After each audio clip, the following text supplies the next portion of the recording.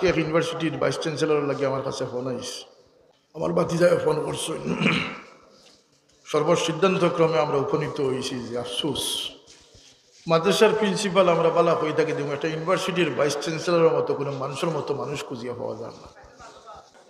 সেদিন এক সুনোর ডাব্বা নাইয়া দেখি 25 টাকার দাম, সুনটা নকল বেজাল।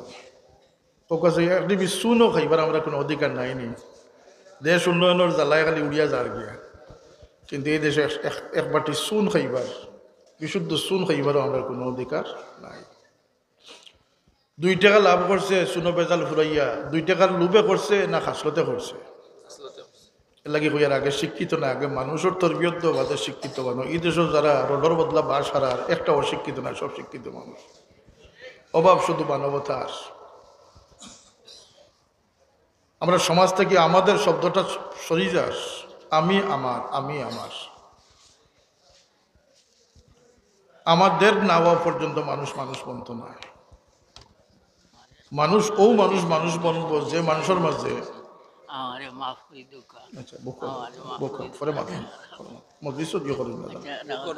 পারে না তো এটা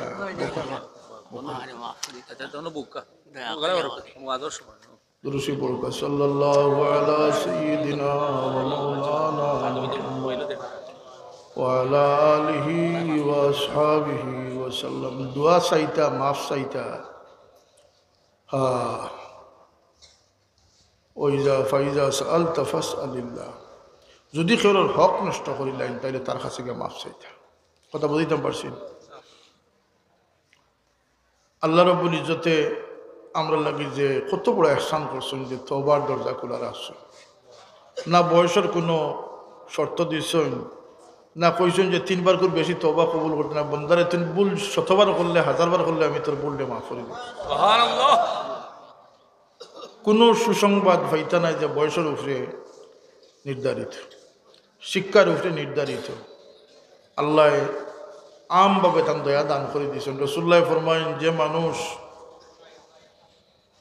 অজু করিয়া 2 রাকাত নামাজ পড়লো, সঠিকভাবে অজু করিয়া 2 রাকাত নামাজ পড়লো, আর নামাজ পড়িয়া তার অন্তরটারে আল্লাহ লাগিয়ে শুধু আল্লাহ লাগিয়ে কুলিয়া রাখলো, বাকি সপ্তাহ থেকে মনটে বিরত করে দিল, আল্লাহ তারে ওলা নিষ্পাপ করবা যেমন সে মার পেট থেকে জন্ম লাভ করছে। সুবহানাল্লাহ। এখানে হইলে কোনো কথা নাই। 60 বছর তাইনও পারবা, 15 বছর তাইনও পারবা। হোক সুবহানাল্লাহ।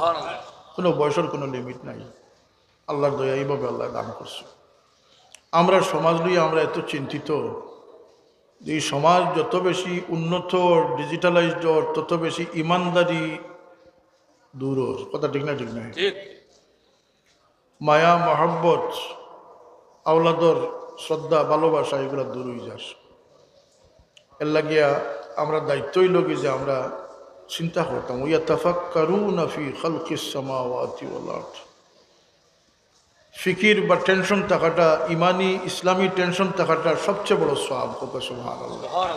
আল্লাহ নবী ফরমাইছেন যে ফিকির করব, এক মুহূর্তের ফিকির দিয়ে 79 বছরের ইবাদতের সওয়াব পাইব। সুবহানাল্লাহ।